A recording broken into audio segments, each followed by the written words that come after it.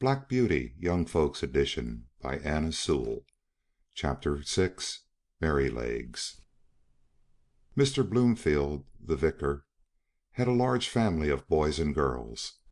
Sometimes they used to come and play with Miss Jessie and Flora. One of the girls was as old as Miss Jessie.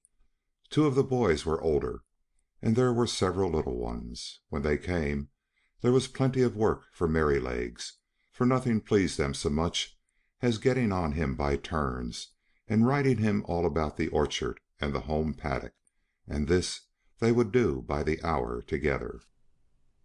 One afternoon he had been sent out with them a long time, and when James brought him in and put on his halter, he said, "There, you rogue, mind how you behave yourself, or we shall get into trouble." "What have you been doing, Merrylegs?" I asked. "Oh," said he, tossing his little head, "I have only been giving those young people a lesson. They did not know when they had enough, so I just pitched them off backwards. That was the only thing they could understand." "What?" said I. "You threw the children off? I thought you did no better than that. Did you throw Miss Jessie or Miss Flora?" He looked very much offended, and said, "Of course not. I would not do such a thing for the best oats that ever came into the stable. Why, I am as careful of our young ladies as the master could be, and, as for the little ones, it is I who teach them to ride. When they seem frightened or a little unsteady on my back, I go as smooth and as quiet as old Pussy when she is after a bird. And when they are all right, I go on again faster, you see, just to use them to it. So don't you trouble yourself preaching to me. I am the best friend and the best riding master those children have. It is not them, it is the boys. Boys," said he, shaking his mane, "are quite different. They must be broken in, as we were broken in when we were colts, and just be taught what's what. The other children had ridden me for about 2 hours, and then the boys thought it was their turn, and so it was, and I was quite agreeable. They rode me by turns, and I galloped them about, up and down the fields, and all about the orchard for a good hour. They had each cut a great hazel stick for a riding whip, and laid it on a little too hard. But I took it in good part, till at last I thought we had had enough, so I stopped 2 or 3 times by way of a hint. Boys think a horse or a pony is like a steam engine, and can go on as long and as fast as they please. They never think that a pony can get tired, or have any feelings, so as the one who was whipping me could not understand. I just rose up on my hind legs and let him slip off behind, that was all.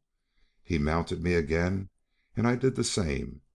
Then the other boy got up, and as soon as he began to use his stick, I laid him on the grass, and so on, till they were able to understand, that was all. They were not bad boys. They don't wish to be cruel. I like them very well, but you see, I had to give them a lesson. When they brought me to James and told him, I think he was very angry to see such big sticks. He said they were not for young gentlemen." "If I had been you," said Ginger, "I would have given those boys a good kick. That would have given them a lesson."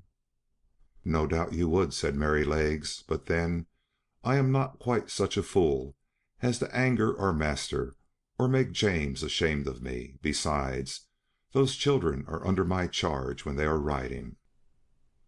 I tell you, they are entrusted to me. Why, only the other day I heard her master say to Mrs. Bloomfield, 'My dear madam, you need not be anxious about the children. My old Merrylegs will take as much care of them as you or I could. I assure you, I would not sell that pony for any money. He is so perfectly good-tempered and trustworthy. And do you think I am such an ungrateful brute as to forget all the kind treatment I have had here for 5 years, and all the trust they place in me, and turn vicious because a couple of ignorant boys used me badly?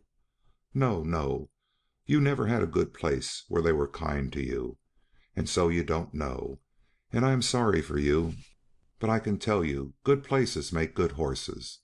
I wouldn't vex our people for anything. I love them, I do," said Merrylegs, and he gave a low ho ho ho through his nose, as he used to do in the morning when he heard James's footsteps at the door. CHAPTER 7. Recording by Richard Kilmer, Rio Medina, Texas.